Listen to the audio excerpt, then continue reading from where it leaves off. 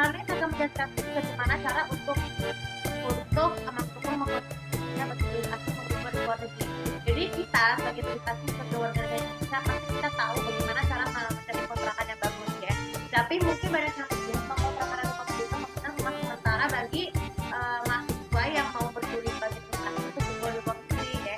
Jadi dengan kata lain, kenapa berkuliah di luar negeri itu membutuhkan rumah kontrakan? Karena itu tujuannya itu bisa untuk menentukan diri dan juga nanti pendidikannya.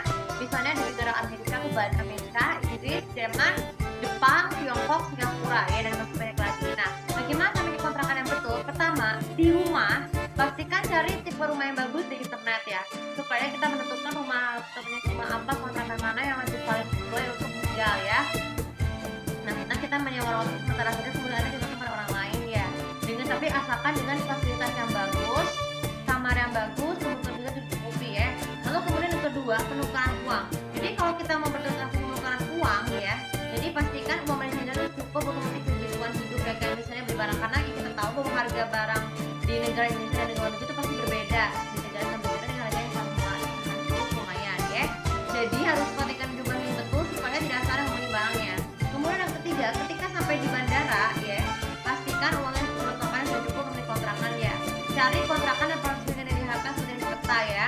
Itu bagi kita sebagai warga Indonesia khususnya. Terus kalau jika sudah penuh, kalau tidak sanggup mencari rumah kontrakan, pastikan kita bisa menemukan tempat lain kayak misalkan di mansion. Biasanya kalau di Jepang kan ada yang Manabi itu kan menyediakan mansion. Jadi dengan mansion itu kita bisa bukan hanya sekedar mencari hidup dan hidup juga bertemu dengan teman-teman lain ya. Jadi seperti itu cara berkunjung lakukan kehidupan tersebut sampai akhirnya benar-benar berhasil ya. Jadi setelah itu juga jangan lupa juga mintalah kepada orang-orang Jepang atau orang bule lainnya itu untuk menyuruh bagaimana cara dengan bahasa yang betul ya. Meskipun bahasa yang mengerti, kalian bisa menggunakan bahasa Inggris untuk membantu bagaimana cara membersihkan kamar kontrakan seperti itu ya.